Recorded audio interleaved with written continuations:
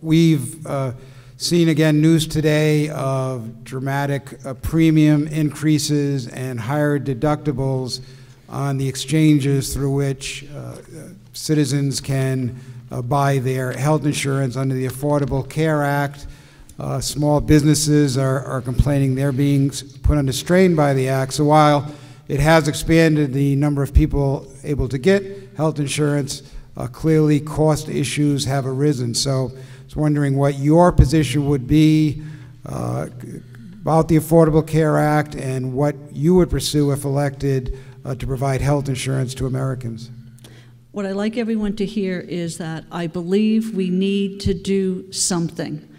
I do think, though, that we need to repeal Obamacare and start over again. What we're seeing in about 1 out of 5 states is a monopoly. It's literally one choice. That's not a choice. And we know when you have a monopoly, as I'm sure you've studied in your economics classes, prices go up. And we've seen that.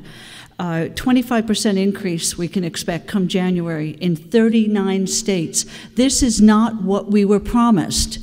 When you don't do something well, when you say that we got to find out what's in the bill before we vote on it, and by the way, I will never vote for a bill before I've read it. But when you have to wait till you find out what's in it by the vote, it's not going to work. 116% increase for some people in Arizona. We're going in the wrong direction. We do need across state lines. We need tort reform. We need competition. Competition will drive down prices. Okay. All right, thank you. Mr. Pelto, your comments on the Affordable Care Act and what we need to do going forward. As Bernie Sanders and Dr. Jill Stein, the presidential candidate for the Green Party, has said, the answer is to do Medicare for all. We need to have a complete transformation of how health care is provided in this country.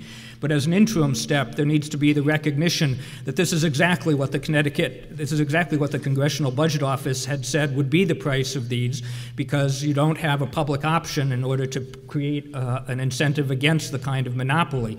The way the Obamacare was set up, you had people who needed health care buying this insurance, but those who feel they don't need health insurance aren't. So you have a population that doesn't represent a broad enough subsegment of the society in order to have affordable health care. So the steps that need to be taken immediately is to transform the existing program into ensuring that everybody is buying into some plan, that each state is providing a public option, preferably on a regional basis, and that we're using every mechanism we can to shift towards Medicare for all. For example, veterans who are not getting... I'm going to have to wait that till another... Thank you. Time's up. Mr. Reale. Oh, we've heard all this before, and when Joe Courtney speaks, you've heard that all before too, because the bottom line is healthcare is the only industry where you basically get to go in and hide what the price is until you've provided that service. Now, if, say, homeowners insurance functioned like health insurance and the Affordable Care Act is just more of this, grass seed would be $500 and you'd file a claim every time you reseeded your lawn.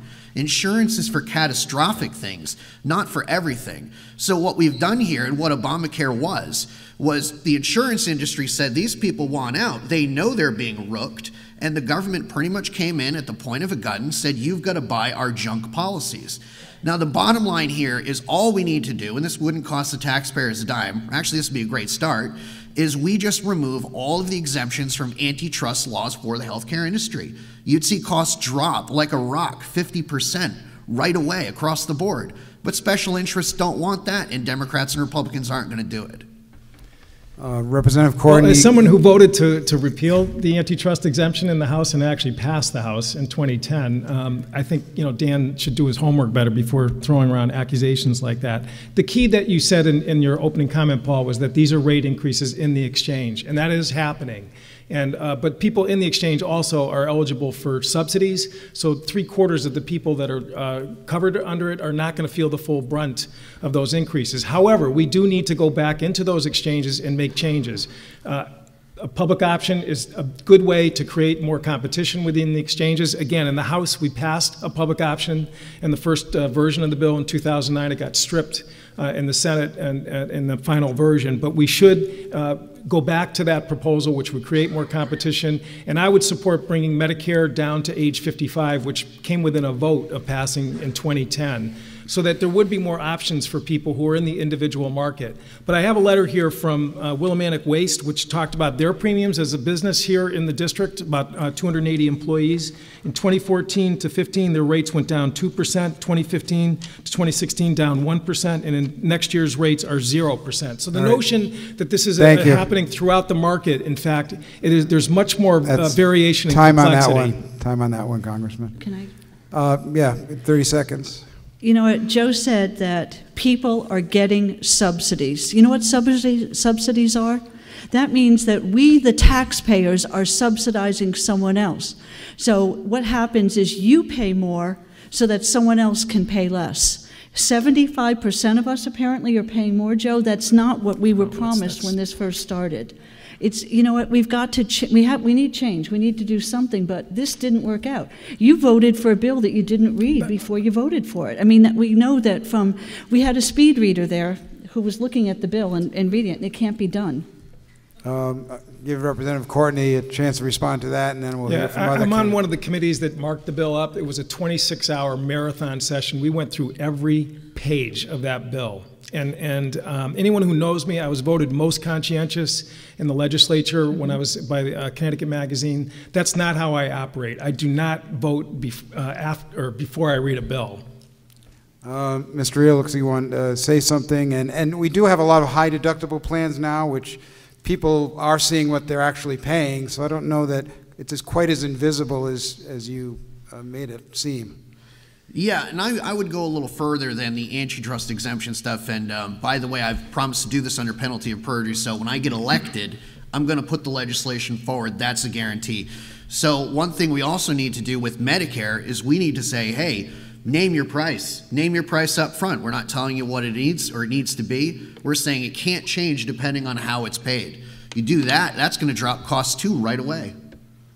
And Mr. Pelto, maybe if you could take the opportunity, the political impediments to Medicare for all. I mean, we had a heck of a time passing this Affordable Care Act. So is there really a political path?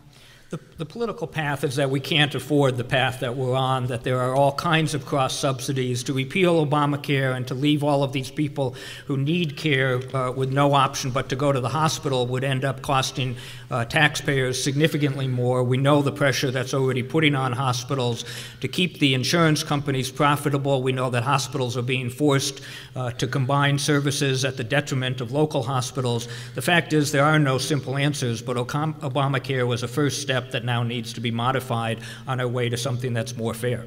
All right, thank you. We'll go to our next question now, and it's from Julia Bergman to Mr. Pelto.